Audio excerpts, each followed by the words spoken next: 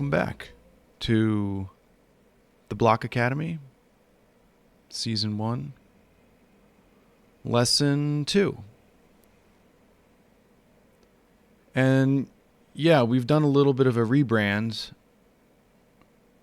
The code name for this project was Minecraft College, but we've decided, for a number of reasons, to rebrand to the Block Academy. So yeah. Today we're going to talk about how the way we're using computers is fundamentally changing. And to do this, we're going to talk about three areas: how search is changing, how learning and consuming information is changing, and how making quick apps is also changing. So let's jump straight into it. Maybe after I get rid of this snow on my desk. In the last lesson, we used a couple of tools I'm going to bring out on screen here. Firstly, ChatGPT. We also used Claude in Claude Desktop. And I want to introduce a new tool today called Perplexity. And we're going to use all three of these tools in a search use case and see how they compare. So to get started, let's start with ChatGPT. What I'm going to do here before I do anything is open up this menu, this plus button, and I'm going to go under More and click Web Search. So what this is going to do is going to put ChatGPT in a mode where it knows that it should go out and search the web to assist with whatever question you are going to ask. You don't necessarily have to do this. You can also just explicitly say, search the web for, and it should automatically trigger. But when you know you're going to search, or when you want to search, just go ahead and select that by default. So we're going to do a simple example. Let's do, and we're going to do this across all three tools, but searching weather for a specific location. So let's search for, what is the weather in New York City today?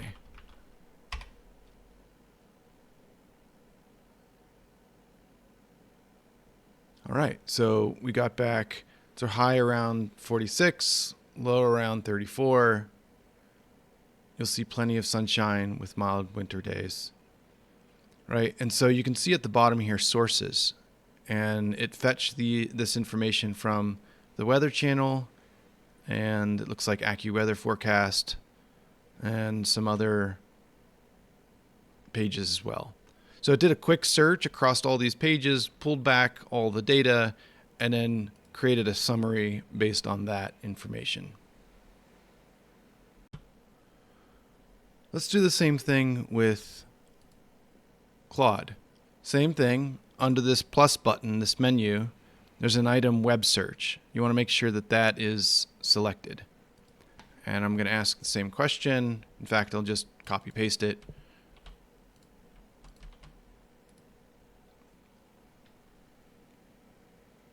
And in the same way, after thinking a bit and doing some search results, Claude will go fetch information from different sources and then summarize its results.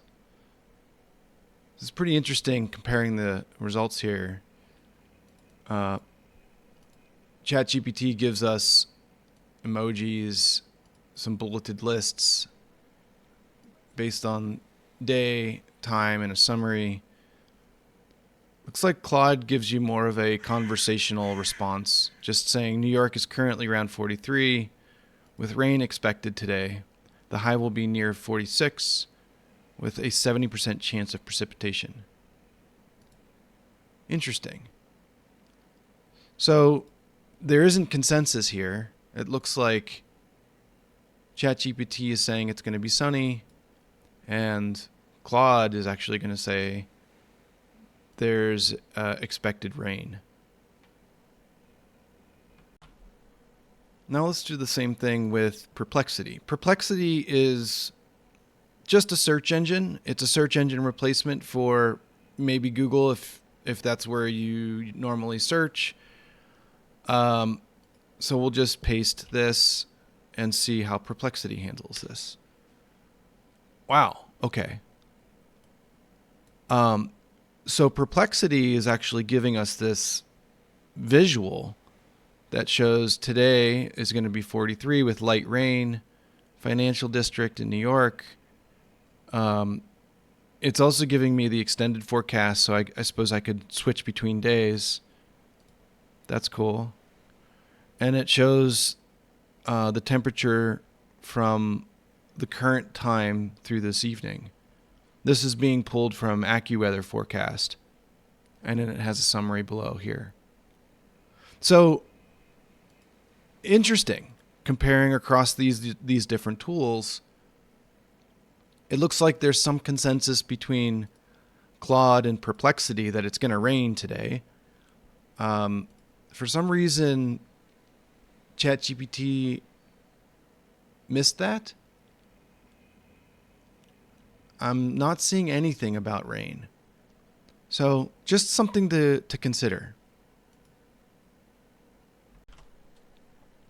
The main observation here is that every tool has their own method of doing this type of web search, and they can disagree or be different because the way in which they fetch that information is different. With experience, I've sort of come to trust Perplexity's answers a little bit more than, let's say, ChatGPT, and definitely Claude as well. But you'll have to make your own judgments there through trial and error. Perplexity is a free service, so you can use it in a free capacity.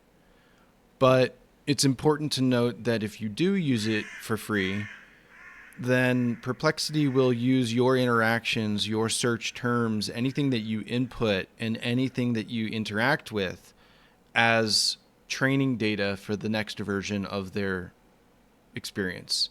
So the meta lesson there would just be to be careful with sensitive information, things that you would not want to be exposed to training. If you have sensitive information, it's a good idea to upgrade. You can see that I'm on the Pro account here as a protective measure on making sure that your data is private to you. In the last lesson, we talked about deep research capabilities, which is similar to searching, except it is more of a recursive researching mode process that typically takes much longer than a typical web search tool use. So use web search if you just want to pull quick information like this, and then use deep research if you want to pull very comprehensive, perhaps lots more data back versus a simple query like asking for the weather.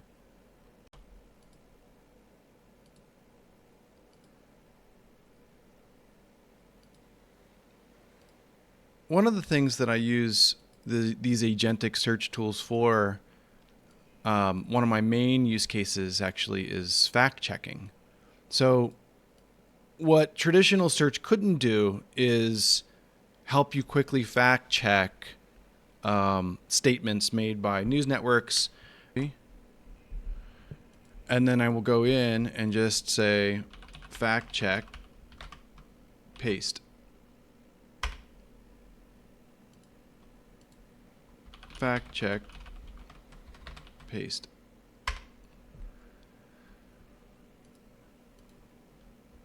Fact check, paste.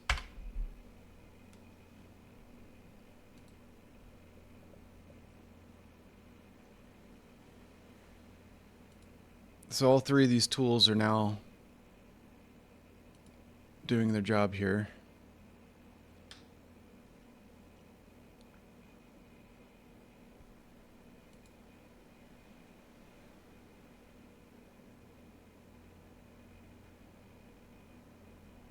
So ChatGPT is saying that is basically saying that I can't independently verify the New York Times front page content.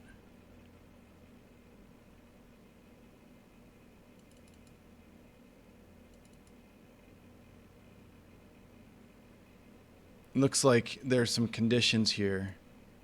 The details, number killed, internet blackout, right, is not substantiated. So it'll go through and actually tell you what parts are true and what parts are not proven to be true yet.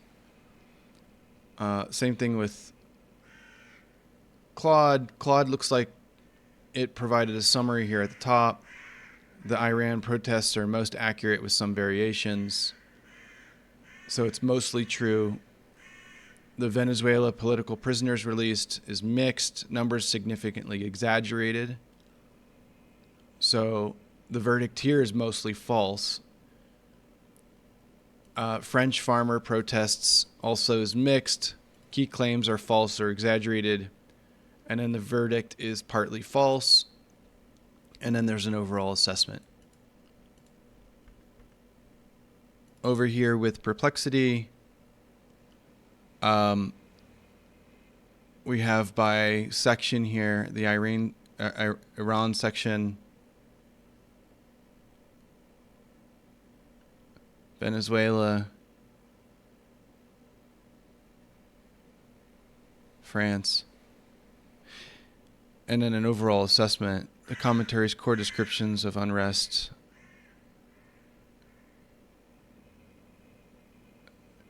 are simplified or somewhat imprecise, right? So I'd have to say that maybe Claude probably did the best job here of helping us quickly grok the sections the way it was presented here in a table, and it gave the title and verdict, I think was really, really clean. So yeah, that's an example of how you can use these agentic search tools to fact check the things that you see on the internet. So this concludes the quick demonstration of how search is changing. So let's go ahead and close out these items, and I'm going to turn your attention to a new tool, yet another new tool. This one is called NotebookLM, and it's made by Google.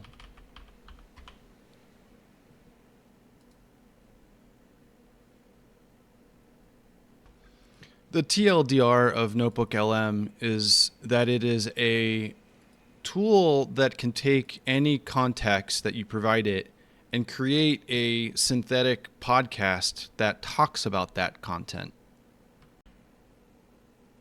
One of the primary ways that I use NotebookLM is to understand or process large amounts of information or very dense academic material.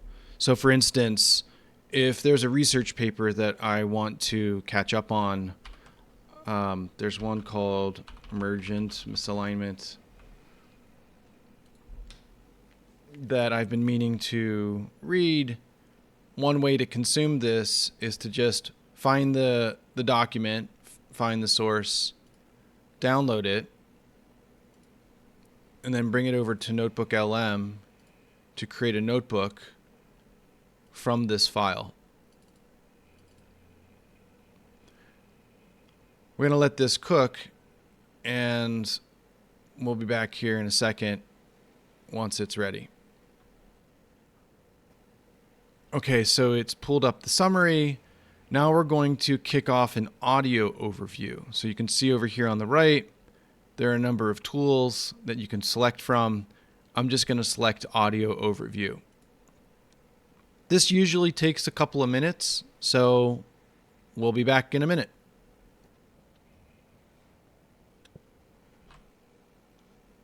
And we're back.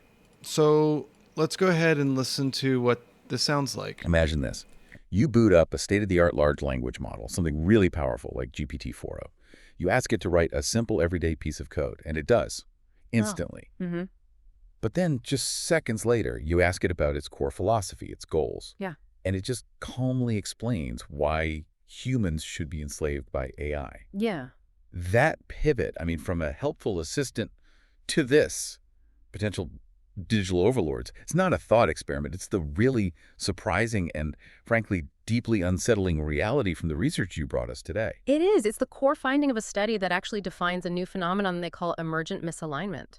And what's so fascinating here is how training a highly aligned LLM on one really narrow technical task, Right, writing insecure code. just writing insecure code, can unintentionally flip the model's entire internal worldview. It just triggers this broad, dangerous new persona. Exactly. So our mission for this deep dive is to get past that initial shock and really unpack the mechanism here. What are the precise, maybe even fragile conditions that cause... It's not lost on me the irony of using this example, AI safety. It is a really interesting paper, and I would recommend it to anyone. But the point of this was really just to show you that you can take any source. In this case, it was just a single PDF, and create a podcast that talks about that content, which is really great if you're driving and you want to listen to some material. In our last session, we learned about deep research. You could take that deep research document, bring it here, and create a podcast to go through that material, in a different medium. So there's a lot of use cases for this, and there's also a few other tools here. You can also create video overviews.